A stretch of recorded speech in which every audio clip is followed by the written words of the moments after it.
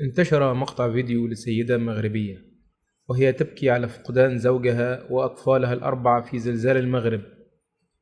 تظهر السيدة في الفيديو وهي بتبكي أمام عدسات كاميرات القناة الأولى المغربية، وهي بتقول: كل ما لدي ذهب ولم يبقى عندي شيء، لم يبقى لي إلا رب العالمين.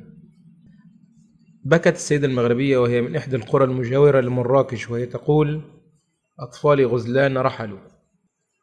ورصدت العديد من مقاطع الفيديو المنتشرة عبر مواقع التواصل الاجتماعي حجم الدمار في مدينة مراكش بعد تعرض المغرب لزلزال بلغت قوته 7 درجات على مقياس ريختر.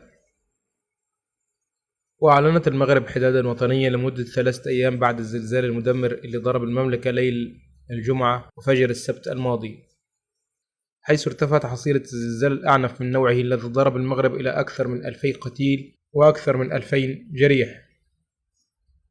إليكم بعض ردود الأفعال عن مقطع فيديو السيدة التي فقدت زوجها وأولادها الأربعة.